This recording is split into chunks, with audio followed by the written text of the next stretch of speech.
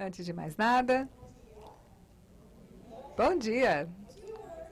São as duas palavras que eu sei dizer em português. Se eu ficar aqui mais alguns dias, talvez aprenda outras. Estou muito empolgada em estar aqui. Obrigada, Eduardo, por me convidar. Eu pedi tanto para ele me convidar que ele acedeu. Eu disse, bom, isso é fantástico. Será que eu posso ir? Vocês todos estão tão empolgados de estar aqui quanto eu? Que bom. Eu não falo português e acho que tem que ser mais animada ainda. A pesquisa nos mostra que muito da comunicação é não verbal. A comunicação não verbal é muito mais poderosa do que as palavras. E acho que isso vai me ajudar a veicular o que eu quero dizer.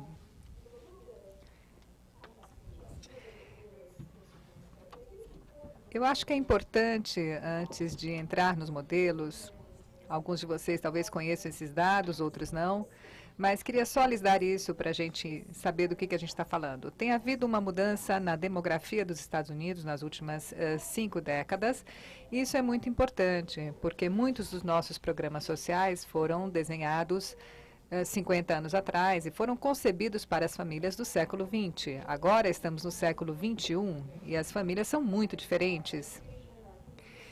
A educação, os serviços sociais, todos os sistemas foram desenhados para as décadas passadas. E essa mudança aconteceu e nós estamos todos muito surpresos com o nível de crianças que vivem na pobreza. Quase metade vive em famílias de baixa renda. 45% das crianças. Uma das grandes mudanças que nós vimos são as mulheres no mercado de trabalho. 40% das mulheres hoje ou trabalham junto com seus maridos ou são as principais provedoras da família. 25% das crianças nos Estados Unidos crescem em lares monoparentais, sobretudo quando a mãe é a chefe de família. E 25% dos alunos de universidade são pais e mães. E o sistema não foi desenhado para isso. A universidade costumava durar 4 anos, as pessoas começavam aos 18, saíam de casa, moravam aí no campus e acabavam a universidade aos 22. Mas 75% das pessoas trabalham, etc., e têm filhos, e enquanto estão na faculdade. Os nossos sistemas não foram desenhados para isso. Uma outra grande mudança que vemos é que há uma maior diversidade étnica e racial. Se fala muito sobre 2042, que é o ano em que os Estados Unidos vão deixar de ser uma nação majoritariamente branca para uma nação com diversas etnias e nenhuma delas será representativa da maioria.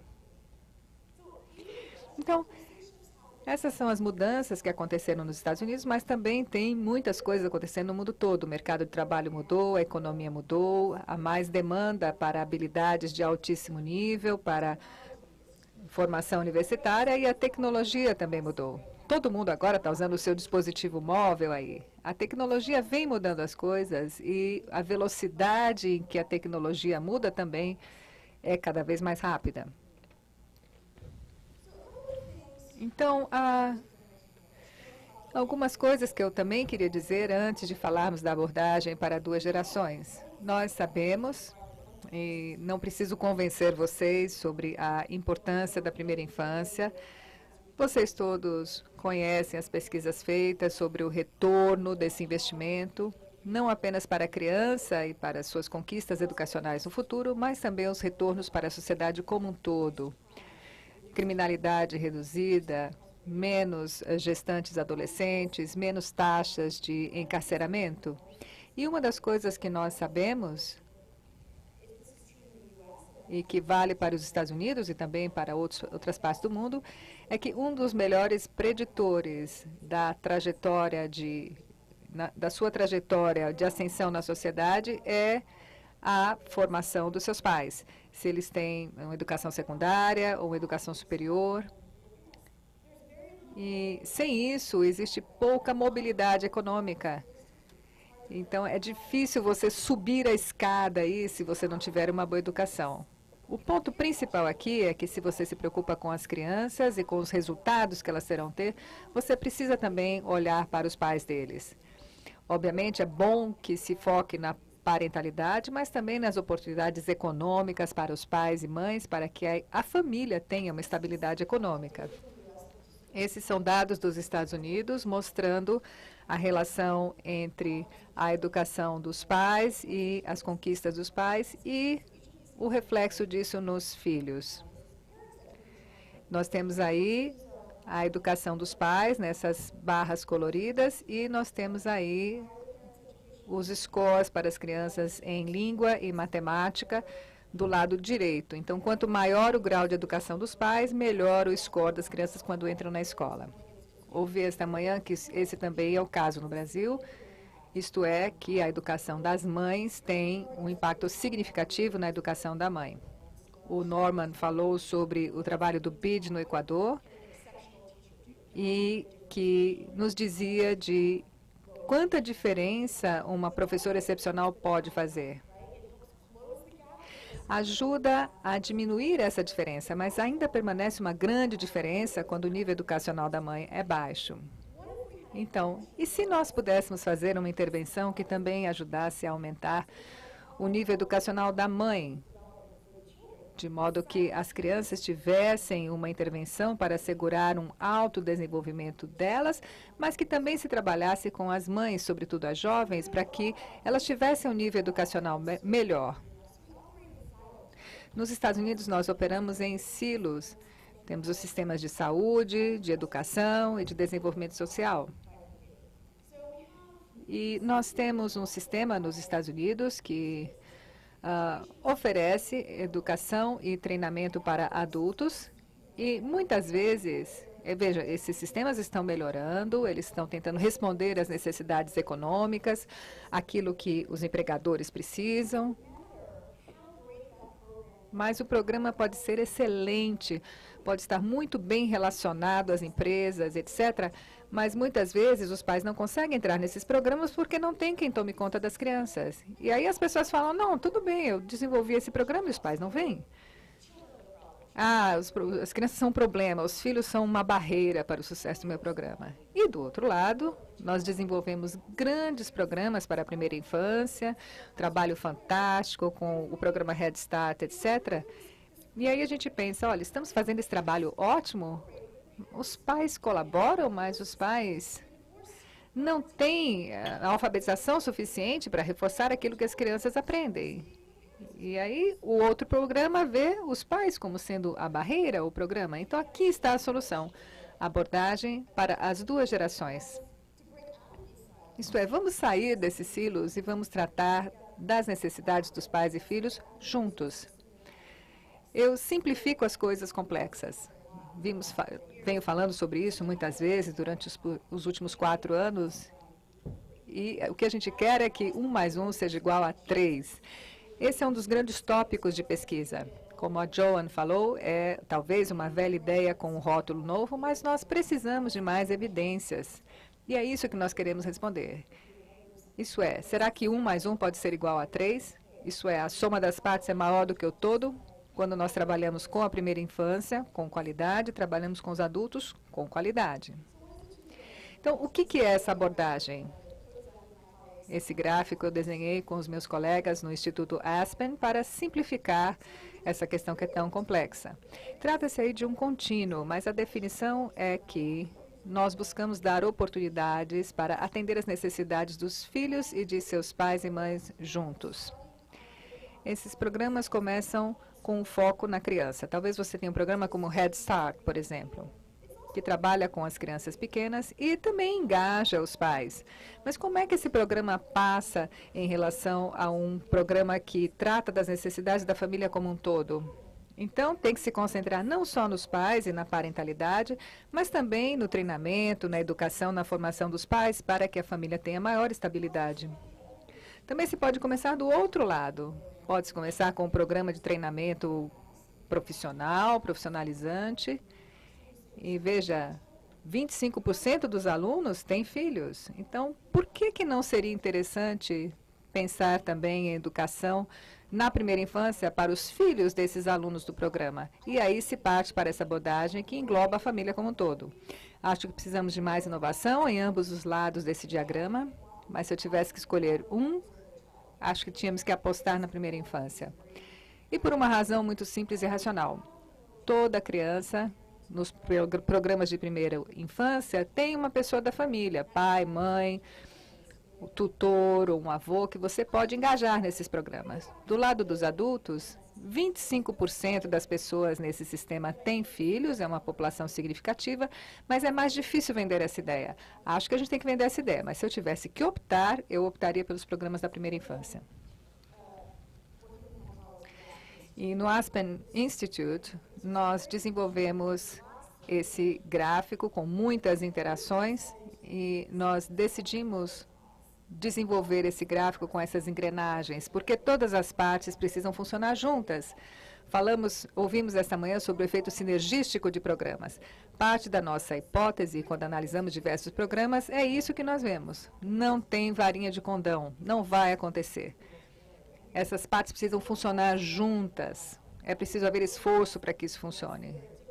Há diferentes programas nos Estados Unidos, em diferentes níveis, que oferecem serviços para duas gerações. Então, a gente tem aí educação na primeira infância, já falamos sobre isso. Depois, educação pós-secundária e caminhos para o emprego. Isso é, educação para os pais e mães, para que melhorem sua situação econômica, e depois suporte econômico. E com isso, eu penso aí num sistema de andaimes. Quando queremos que as famílias subam socialmente, a gente precisa ter esses andaimes enquanto eles se desenvolvem. Por exemplo, transporte, educação financeira ou mesmo habitação.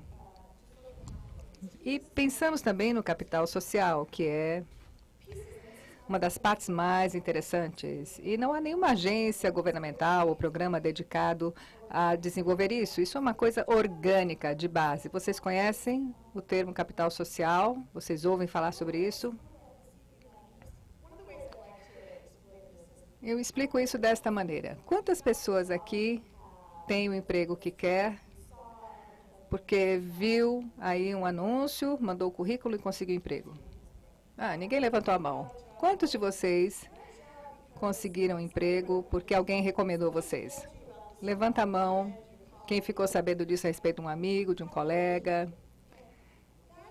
Um número maior. Isso é capital social. Falamos sobre capital financeiro, capital humano. O capital humano são os amigos, os vizinhos, são essas redes na sociedade. E isso também vale para as famílias. E o que acontece em muitos dos programas que vemos é que este é o fator de sucesso que muda o que se obtém nos programas. E depois a saúde e o bem-estar.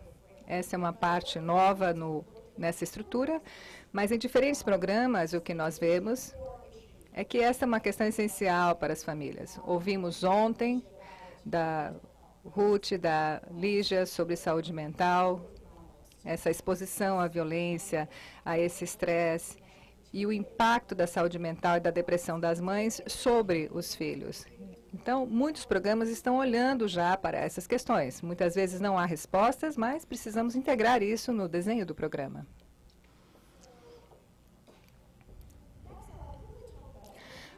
Então, olhamos diferentes modelos de programa, cerca de 100, e quais são os principais elementos? Muitos desses modelos, olha, não houve nenhum grande programa implementado em diversos lugares. Esses programas nasceram de baixo para cima na comunidade, então eles são um pouco diferentes uns dos outros. Mas, primeiro, todos esses programas têm algum tipo de segmentação. Como esses programas são diferentes e foram desenhados para comunidades diferentes, é preciso pensar na segmentação das famílias. O seu programa foi desenhado para aquelas famílias que precisam adquirir habilidades de alfabetização, de letramento. Eles têm que ser capazes de fazer operações básicas de matemática e ler e escrever. Então, às vezes, o seu programa se concentra nisso. Isto é, não significa que isso exclua programas para famílias que têm um nível educacional melhor, mas nenhum programa engloba tudo. Então, a primeira coisa do programa é a segmentação. Depois, as parcerias. Eu adoro a aliteração. Então, build, buy, broker, construir, comprar ou intermediar. Muitas vezes, a gente precisa desenvolver o conhecimento sobre habilidades para adultos ou para programas de treinamento profissionalizante. Então, é bom, em vez de pensar em desenvolver essa expertise, procurar um parceiro que já tenha esse conhecimento. Você pode desenvolver uma parceria, mas se não houver ninguém na comunidade, talvez você possa desenvolver você mesmo, se houver gente na comunidade, ou você pode comprar esses serviços de uma organização parceira. E a intermediação, muitas vezes, não envolve uma transação financeira. Os recursos são sempre limitados, então pense em parcerias criativas que não necessariamente envolvam a troca de dinheiro. E depois um design determinado pelos dados, isto é, temos que ter os dados não só para a compliance. Todos os programas têm os seus custeadores, os seus financiadores. Quantas crianças vocês atendem? Quantos pais vocês atendem? Esses são dados muito importantes. Você tem que fazer relatórios com dados. Mas, em vez de só fazer os relatórios, é preciso usar os dados também para o aperfeiçoamento contínuo, para modificar ou mesmo subsidiar o desenho dos programas. Os modelos têm que ser modificados à medida que se aprende. Os pesquisadores ficam completamente loucos porque não há uma consistência entre cohorts, mas é assim que se aperfeiçoa um programa. E depois, um dos temas comuns é que existe um papel aí com grande contato. Isso é diferente em diversos programas, mas tem que haver uma pessoa que coordena todas aquelas engrenagens. Há muitas partes aí que se movimentam, então, para que o programa tenha sucesso, tem que ter alguém cujo papel é reunir tudo isso para as famílias. Talvez seja um gestor de caso, um coach, um mentor, no caso de saúde mental, talvez seja um clínico com muita experiência. Essa pessoa é extremamente importante nesse papel de coordenação. Vou lhes dar agora 3 exemplos dos Estados Unidos. Vamos falar sobre um programa que começou com as crianças, que é o programa Head Start. Outro que começou do outro lado do espectro, que é com os pais, que é um programa da universidade. E um outro que começou desde o início, visando atender crianças e suas famílias. O primeiro programa é o Community Action Program em Tulsa. Alguém já ouviu falar de Tulsa, em Oklahoma? Ah, os americanos todos levantaram a mão. Tulsa fica no meio do país. As pessoas pensam que a inovação só acontece na Califórnia, no leste, Nova York, no Vale do Silício, grandes ideias lá. Tulsa fica no meio do país, sem litoral, há milhas do litoral, e é um terreno muito plano, mas a inovação está acontecendo lá. Gosto de dizer isso porque a inovação muitas vezes acontece nos lugares em que a gente não espera. Eu queria ver o que está lá no meio do Brasil, para saber se tem alguma inovação acontecendo lá. E para ilustrar como essas engrenagens se articulam, a história desse programa é extremamente interessante. Em 2008, eu trabalhava na Fundação Bill e Melinda Gates, tinha um grande portfólio. Nós estávamos financiando diversos programas para jovens de 16 a 26 anos, focando na educação superior. E eu pensei nessas pessoas que tinham filhos. Veja, isso aí à margem do trabalho que eu estava fazendo. Mas eu consegui uma pequena doação para alguns poucos pesquisadores, Jane Bergskan e sua colega, que são psicólogos do desenvolvimento, e nós fizemos essa pesquisa com uma rede de centros para educação infantil. E nós pensávamos, as crianças iam para esses centros durante 5 anos, de 0 a 5 anos, trabalhavam muito próximos com os pais e mães. E será que esses centros poderiam ser uma porta para esses pais partirem para a educação superior? Então, eles fizeram essa pesquisa, fizeram focus groups com mães em Denver, Miami e Chicago, para ter uma população bem diversificada. E As mães, eles descobriram que as mães tinham muita relação de confiança com os centros, o que era bem diferente com a experiência que eles tinham com o sistema de adultos, com o sistema de benefícios sociais. Então, eles pensaram, tem alguma coisa aqui, e publicaram um estudo sobre isso. Depois, eles pensaram, será que alguém já fez isso? Alguém já fez ou usou um modelo assim? E me ligaram e me disseram, olha, achamos esse modelo em Tulsa, Oklahoma. É pequeno, você tem 10 pessoas, estão pilotando esse programa nesse momento. Depois eu, então, conversei com eles, me enviaram um estudo, mas eles estão atendendo apenas 10 pessoas. E na Gates Foundations, a gente tem interesse em escala. Não tem como eu trabalhar com isso, porque é muito pequeno. Mas deixa aqui na gaveta, vamos ver. Aí, em 2011, eu saio da Fundação Bill e Melinda Gates e eu tenho que começar um novo programa que é sobre uma abordagem bigeracional das famílias. O que aconteceu foi que, no fim das contas, a gente recebeu dinheiro do governo, a gente viu que esses pais foram, então, objeto de um estudo para olhar aos resultados dos pais e dos filhos nesse grupo pequeno. O programa, que também é na linha do Head Start, por exemplo, nessa comunidade, ele foi aumentado para 2.000 pessoas e tem muito apoio para a família. E eles estavam fazendo isso há 20 anos no Head Start.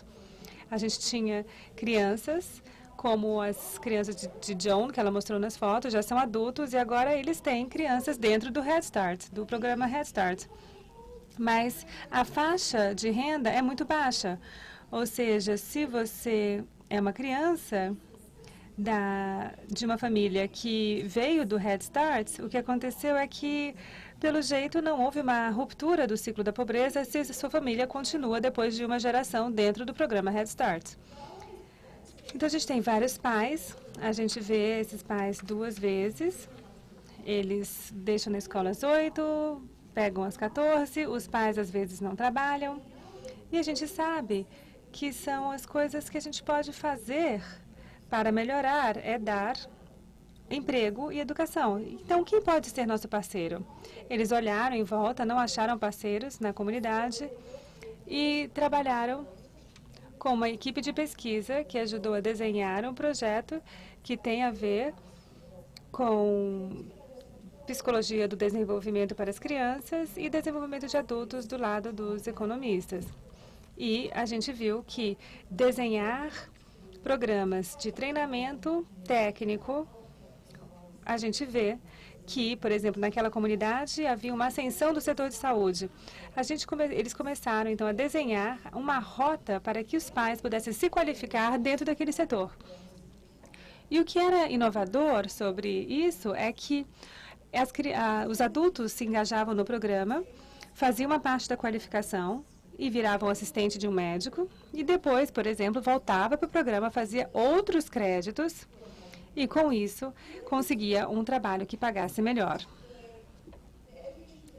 A educação para os pais acontecia durante a primeira infância das crianças, ou seja, as crianças estavam imediatamente num ambiente melhor, e as crianças indo para a escola agora tinham pais mais qualificados em casa. A gente também tinha que garantir que havia apoio financeiro, e a quarta peça é o capital social. E eu falei que esse é um dos principais fatores de sucesso, é que tem que ter um grande modelo de suporte entre os pares. Eles estão em classes com outros pais. Então, fizeram muitos grupos focais, muitos dados coletados. E o que os pais dizem é, eu tentei ir para a universidade, eu tentei, não funcionou para mim, não tinha apoio nenhum. E quando eu parei de ir, ninguém notou.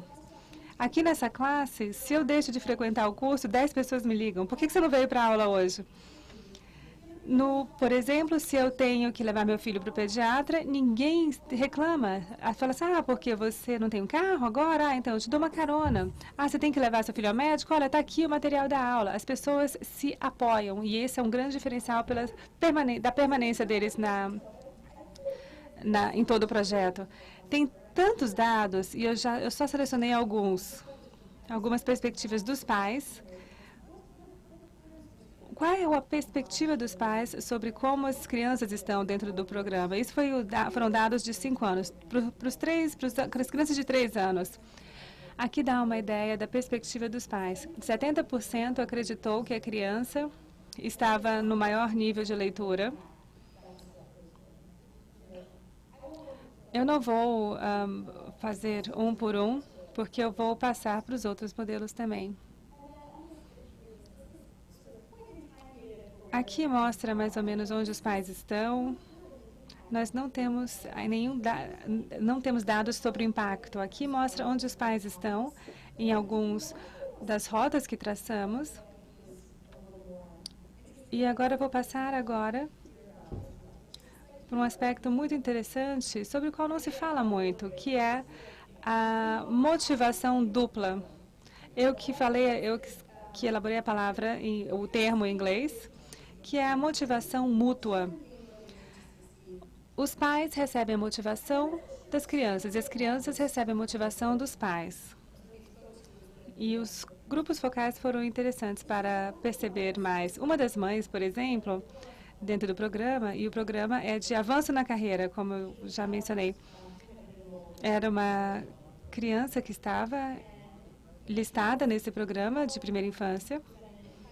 Ela estava na escola primária, 9 anos, e estava aprendendo matemática, frações.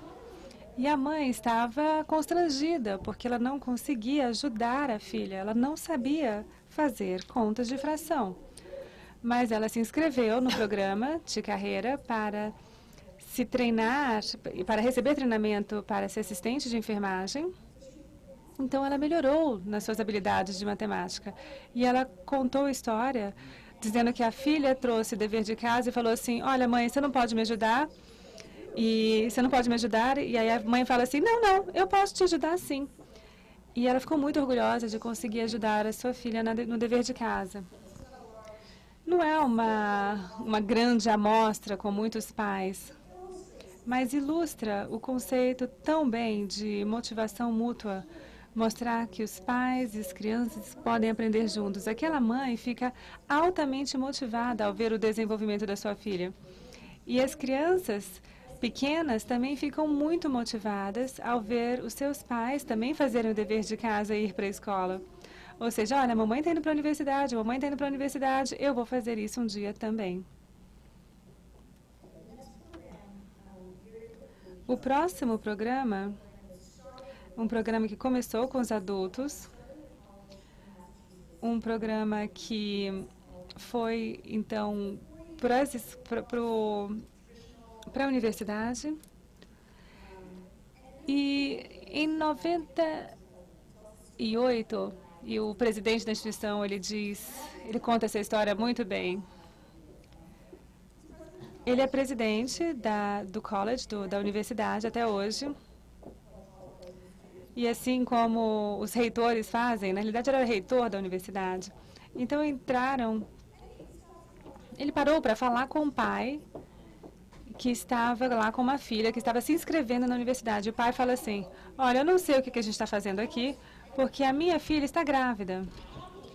Eu não vou cuidar desse filho. Como é que ela vai frequentar a universidade? Isso aqui é um desperdício de tempo. E o reitor pensou assim, mas e se fosse a minha filha? A gente não quer as mesmas oportunidades para todos os jovens? E aí eles pensaram e falaram, olha, a gente consegue fazer algo. A gente quer atender essa população. E criaram dormitórios e residências universitárias para as mães solteiras na universidade. Então, hoje, tem esses componentes nesse programa que tem essa abordagem bigeracional. É a universidade, a mãe recebe o bacharelado, a questão da primeira infância vem, a criança mora com a mãe, vão para a escolinha, eles ajudam as mães a acessarem o suporte econômico. E a chave é o capital social. Eles estão morando numa comunidade com outras mães no campus da universidade. Então, eles têm aquela rede de apoio para suas próprias crianças e para elas. alguns resultados dessa pesquisa com os formados. Aqui é um dos desafios que a gente tem. A gente precisa poder avaliar melhor, pesquisas melhores para criar mais evidências para isso. Mas nesse programa, a gente viu que eles têm o maior índice de formatura, 100% conseguem um emprego permanente de tempo integral, 86% estão numa carreira relacionada ao seu campo de estudo, 57% ganha $40 mil por ano ou mais, 71% são autossuficientes economicamente. E esse programa foi replicado em vários outros campi universitários e em várias outras universidades no país inteiro. O último programa sobre o qual eu vou falar é que eu tenho um vídeo para mostrar que vai trazer esse programa à tona. É o programa Jeremiah, o Jeremias, também começou no meio do país, em Minneapolis, em Minnesota. E há 15 anos, alguns líderes comunitários se reuniram e eles queriam olhar para a pobreza em sua comunidade. Nós temos esse problema, a gente sabe que pobreza é um problema. E quem tem maior possibilidade de ser pobre? Obviamente, assim como em outros lugares nos Estados Unidos, são mães solteiras e seus filhos. Portanto, a ideia era achar e proporcionar apoio para as mães. E o que essas famílias precisavam? Tinha um grande desafio, que é que eles precisavam de uma casa, um local de residência fixo. Com isso, construíram um campus de residência parecido com a universidade, mas não era na universidade, era fora, para que as mães e as crianças vivessem juntos. Eles criaram centros de alta qualidade para crianças de 0 a 5 e, intencionalmente, eles construíram esse campus a 2 quarteirões de um college, que é uma universidade comunitária. E eles, então, construíram também a parte de suporte econômico para os pais naquele programa. Reuniram todos esses elementos, todas essas peças, montaram o quebra-cabeça que trouxe a solução. E aqui são os dados, é um programa que está sendo replicado em 4 outras comunidades. E o que eu quero fazer é mostrar o vídeo para vocês.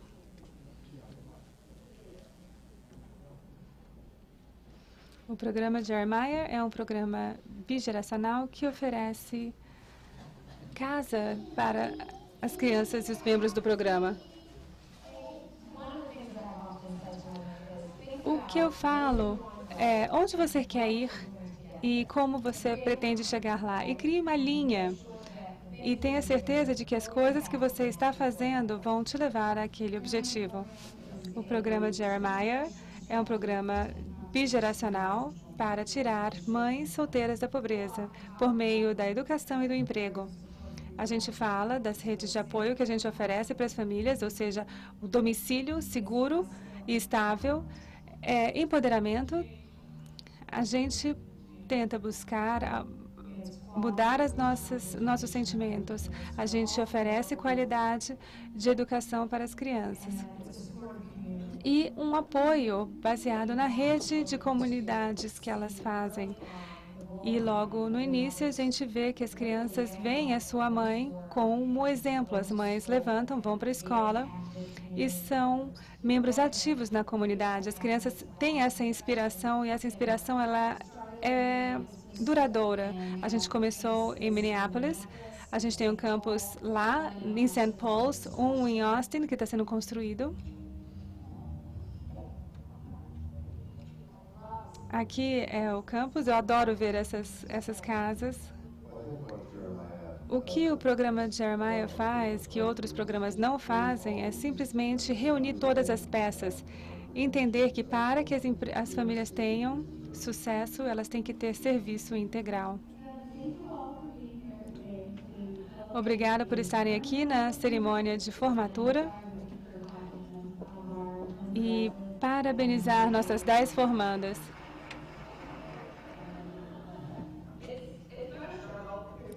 É difícil. Foram muitas noites insônias, muitas lágrimas.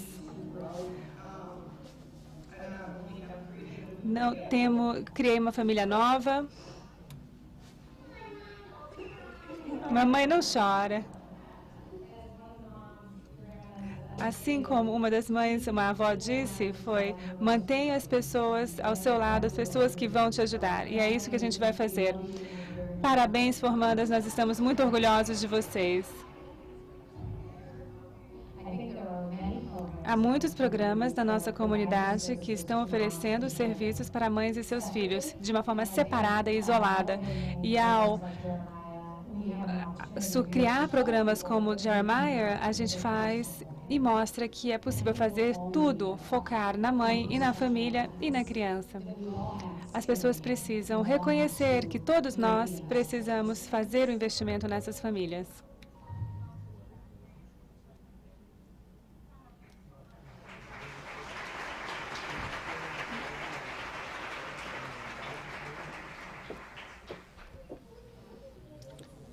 Nós vamos poder discutir isso aqui, então vamos passar.